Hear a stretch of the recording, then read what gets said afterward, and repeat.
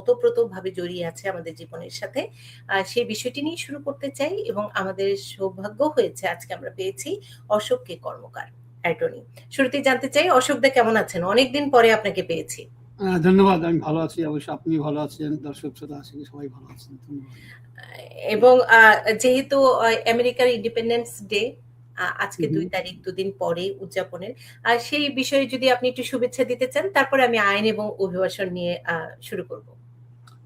সবাইকে ধন্যবাদ। আর আমেরিকার সেই আজকে আমাদের 4th জুলাই, যেখানে আমেরিকার জন্ম বলা যেতে পারে, সেজন্য আজকে 250th মানে অ্যানিভার্সারি, রাইট? আগামী দুদিন পরে। তো আমেরিকার জন্ম আমাদের বলতে পারেন যে মানবাধিকার ইতিহাসের একটা বড় সূচনা হয়েছে সেদিন থেকে। আমেরিকান ফ্রিডম মানে হলো এখন বিশ্বব্যাপী যে ফ্রিডমের যে বার্তা নিয়ে আসছে, সুতরাং সেদিক থেকে বলতে গেলে এটা অনেক সিগনিফিকেন্ট। বাট বিগত বছর 2 ধরে আমাদের আমেরিকাতে যে আমরা হতাশার মধ্যে আছি, সেখানে অনেক সময় মনে হয় যেটা অনেকটা ম্লান হয়ে গেছে। কিন্তু as I say all the time, যে there is always ray at the end of the tunnel. So hopefully এই অ্যানিভার্সারি আমাদের পরবর্তী অ্যানিভার্সারিকে আরো সামনের দিকে নিয়ে যাবে। সেখানে আমাদের অনেক আশার আলো আমরা দেখতে পাবো। সবাইকে ধন্যবাদ। সেটি, এবং স্বাধীনতা দিবসের অনেক অনেক শুভেচ্ছা রইল। অশোকদা, আমরা একটু শুরুই করতে চাই যে বিষয়টি নিয়ে, সেটি হচ্ছে প্রেসিডেন্ট ডোনাল্ড ট্রাম্প আসার পরে অনেক অভিবাসন নীতি নিয়ে অনেক তার চিন্তা ভাবনা, অনেক তার নীতি, সেগুলো আমরা দেখছি বিভিন্নভাবে। তো জন্মসূত্রে যে নাগরিকত্ব পাওয়ার বিষয়টি, সেটি তার আরেকটি আমি বলবো অভিবাসন নীতির একটি অংশ ছিল, যেটি সুপ্রিম কোর্টে আর একটি রায় আছে। আপনার কাছ থেকে আমি পুরো বিস্তারিত একটু জেনে নিতে চাই। ধন্যবাদ। প্রথমত হলো যে বার্থ রাইট সিটিজেনশিপ, সেটা একটু মোরালেস এটা এস্টাবলিশড হয়ে গিয়েছিল বিগত প্রায় more than 100 years। Last time যেটা হয়েছিল, এটা নিয়ে চ্যালেঞ্জ হয়েছিল, সেটা 19th সেঞ্চুরিতে, 1800 সামথিং। সো তখন যে প্রশ্ন উঠেছিল যে যারা এদেশে জন্মগ্রহণ করেননি কিন্তু ন্যাচারালাইজড হয়েছেন, যদি বার্থ রাইট সিটিজেনশিপ নিয়ে যখন প্রশ্ন উঠেছিল, তখন সুপ্রিম কোর্ট কিন্তু সেটা সুরাহা করেছিলেন যে না, এদেশে যারা জন্মগ্রহণ করেছে তারা এদেশের নাগরিক। এটা যে অ্যামেন্ডমেন্টের মাধ্যমে যে করা হয়েছিল আপনার কনস্টিটিউশনে, এবং এটাই বার্থ রাইট সিটিজেনশিপ দেওয়া হয়েছিল যারা এদেশে জন্মগ্রহণ করবে, এনিওয়ান। সেটাকে নিয়ে যখন চ্যালেঞ্জ করা হয়েছিল, তারা চেষ্টা করেছিল বলতে যে এই দেশে এটার একটা হিস্টোরিক্যাল পার্সপেক্টিভ ছিল, যে মূলত কালোদের, আফ্রিকান আমেরিকান, তাদের জন্য এটাকে প্রযোজ্য করা হয়েছিল, because all of them are not citizen, they are not consider citizen. সুতরাং তাদেরকে ইনক্লুড করার জন্য করা হয়েছিল। আলটিমেটলি সুপ্রিম কোর্ট সেদিন রায় দিয়েছিল যে এখানে যারা জন্মগ্রহণ করবে এই দেশে, তারা সবাই এই দেশের সিটিজেন। তো এইভাবেই যখন চলছিল, আমরা জানি বর্তমান প্রশাসন, বিশেষ করে প্রেসিডেন্ট ট্রাম্প, তার প্রথম টার্মেও কিন্তু এটাকে একবার উনি চেষ্টা করেছিলেন। উনি বলার চেষ্টা করেছিলেন যে দেশের জন্ম হলেই এদেশের নাগরিক হওয়া যাবে না। সুতরাং নাগরিকত্ব হওয়ার জন্য কতগুলো প্রিকন্ডিশন উনি সেট করতে চেয়েছিলেন। At the same time I should say যে এটা কিন্তু এমন না যে আমেরিকাতে এটা চেষ্টা করেছিলেন বলেই এটা মানে একটা অস্বাভাবিক ঘটনা, তা না। পৃথিবীর বহু দেশেই কিন্তু আছে যেখানে আপনি জন্মগ্রহণ করলে আপনি সিটিজেনশিপ পান না। আমাদের অনেক সভ্য দেশই আছে, তাই। সুতরাং যেমন জাপানে আপনি পাবেন না, এরকম অনেক দেশই আছে। আমরা মিডল ইস্টের কথা বাদই দিলাম, অনেক দেশই আছে যেখানে জন্মগ্রহণ করলেই আপনার সিটিজেনশিপ পাওয়া যায় না। কিন্তু আমেরিকান কনস্টিটিউশন যেটা বলেছিল, এবং যার কারণে শতাব্দীর অধিক যেটা চলে যাচ্ছিল, সেটা হলো যে এখানে যদি জন্মগ্রহণ করে কেউই, তাহলে তার সেই কারণেই সে এখানে সিটিজেনশিপ পাবে। সো সেই সিটিজেনশিপ এটা চ্যালেঞ্জ করা হলো কোর্টে, যখন অনেকগুলো বিভিন্ন ডিস্ট্রিক্ট কোর্ট থেকে শুরু করে যখন এটা তার বিরুদ্ধে যখন প্রশাসনের যে আপনার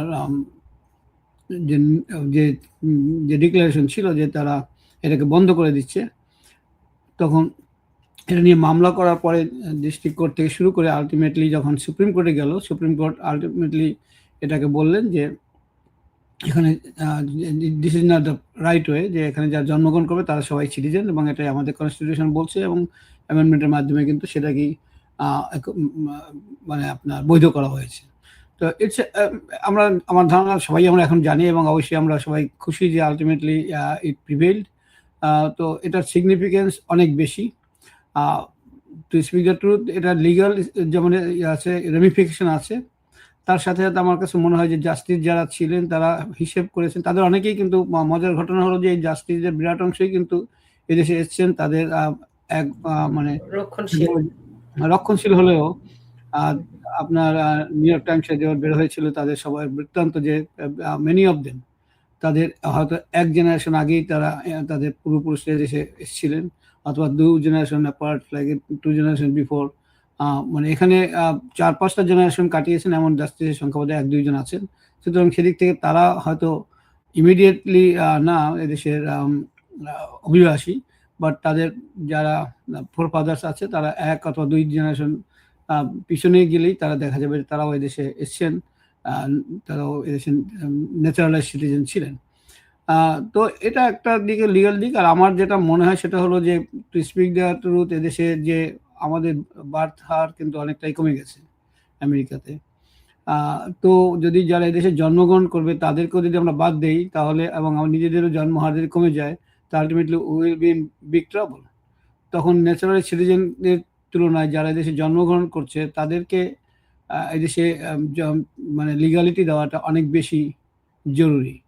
সেদিক থেকে বলতে, যদি প্রয়োজনের দিক থেকে বলেন, প্র্যাগমেটিক দিক থেকেও বলেন, this verdict, this judgment from the Supreme Court, it really appreciable. They did, I think they took everything into consideration. যে একজন যিনি জন্মগ্রহণ করবে এই দেশে তার দেশপ্রেমিক হওয়ার সম্ভাবনা অনেক বেশি then naturalise citizen, and we need people that who are born here. So তাদেরকে বাদ দিলে আমরা তো তখন ন্যাচারালাইজ সিটিজেনশিপের উপরে আমাদের বেশি কিন্তু নির্ভর করতে হবে। সুতরাং সেদিক থেকে আমি মনে করি যে দিস জাজমেন্ট ইজ হিস্টোরিক, এবং আমার মনে হয় যেটা আলটিমেটলি এটা ফয়সালা হয়ে গেল যে ভবিষ্যতে এটাকে আবার 100 বছরের বেশি লাগছে, প্রায় 150 বছর লাগলো আবার এটাকে চ্যালেঞ্জ করতে। সুতরাং আশা করি এটাকে আর চ্যালেঞ্জ করার অদূর ভবিষ্যতে কোনোদিন সম্ভাবনা নেই। সেদিক থেকে অনেকে আবার একটু আশঙ্কা করছে কংগ্রেসের মাধ্যমে তিনি এটি করতে পারেন কিনা, আইন কি বলে? কংগ্রেস উনি অবশ্যই, প্রেসিডেন্ট ট্রাম্প সবসময় উনি ভেরি পার্সিভারেন্ট বলতে হবে, যেহেতু বলেছেন উনি করতে চাচ্ছেন, কংগ্রেসের মাধ্যমে তো করাই যাবে। কংগ্রেস যদি এটাকে তবে সেটাকে অবশ্যই মানে অ্যামেন্ডমেন্ট করতে হবে। অ্যামেন্ডমেন্টে আমাদের 2/3 মেজরিটিও লাগবে বিভিন্ন রকম ভাবে। সেটা আমার ধারণা থিওরিটিক্যালি পসিবল, কিন্তু practically I don't believe that. Practical ওয়েতে কংগ্রেসের সবাই যদি একমত হয় অবশ্যই অসম্ভব, কিন্তু আমরা বর্তমান অবস্থার প্রেক্ষাপটে বলতে পারি this is not an issue that everybody will agree, particularly in view of the fact যে আপনার কনজারভেটিভ যারা জাস্টিসে ছিলেন তাদেরও বিরাট অংশ জয়েন করে, অ্যাটলিস্ট 3 জাজেস জয়েন দেয়ার, রাইট? সো সেদিক থেকে 6/3। সো এটা এক ধরনের আপনার যে জনমতের প্রতিফলন ঘটায় যে কনজারভেটিভদের মধ্যেও কিন্তু এই বার্তায় সিটিজেনশিপের বিপক্ষে অবস্থান যারা আছে তাদের সংখ্যা খুব বেশি না, অথবা থাকলেও সেটা যারা বিপক্ষে তারাও সিগনিফিকেন্ট। এবং আপনি যদি ধরেন সেদিক থেকে ডেমোক্র্যাট এবং রিপাবলিকের একটা অংশ যদি থাকে পক্ষে, তাহলে এটা আমার ধারণা যে এটা করা সম্ভব হবে না।